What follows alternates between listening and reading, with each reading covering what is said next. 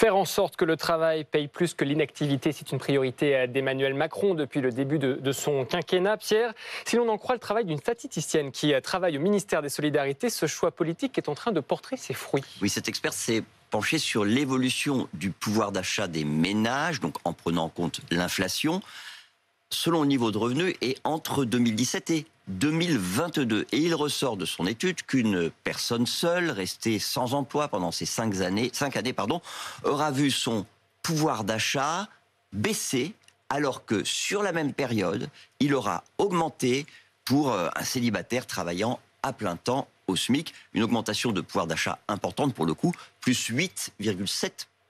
On voit aussi que sur votre tableau, le pouvoir d'achat d'une période qui gagne une fois et demie le SMIC, donc la classe moyenne, n'a pas autant augmenté. Oui, ça c'est normal, parce que la principale explication de la hausse du pouvoir d'achat des salariés payés au SMIC, c'est le fait qu'ils touchent de l'État ce complément à leur salaire qu'on appelle la prime d'activité. Cette prime d'activité qui a été mise en place à la fin du quinquennat de François Hollande et qui permet à une personne seule, à plein temps, qui travaille à plein temps au SMIC, de disposer d'un revenu net presque 2 fois supérieur aujourd'hui à ce dont elle devrait se contenter si elle était au RSA, aide au logement comprise, je précise. Si on prend les chiffres pour le mois de juillet de l'année dernière, c'est ce que vous voyez à l'écran, eh bien ça fait 1551 € d'un côté, 820 € de l'autre. C'est cet écart en fait qui s'est accentué depuis 2017. Mais ça ne prend pas forcément les allocations familiales, puisqu'on compare ici des situations de célibataires sans enfants. Vous avez tout à fait raison. Le soutien financier de l'État aux familles avec enfants, il a permis à la France de mieux résister à la baisse de la natalité qui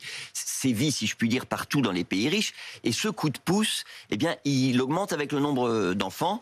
Et c'est ce qui fait que, par exemple, dans le cas d'une mère qui élève seule ses 3 enfants, sans pension alimentaire, eh bien, le pouvoir d'achat de cette mère célibataire aura légèrement augmenté si elle est restée sans emploi au RSA pendant ces 5 années, alors que ça n'est pas le cas pour une mère isolée qui travaille à plein temps au SMIC. Et on pourrait aussi ajouter, c'est important, que cette étude, elle ne prend pas en compte les éventuels soutiens financiers sur lesquels l'État n'a pas la main, c'est-à-dire les aides sociales locales, les tarifs dégressifs de services publics, que ce soit la cantine ou les crèches, de même d'ailleurs que le coût éventuel de la garde des enfants quand on travaille.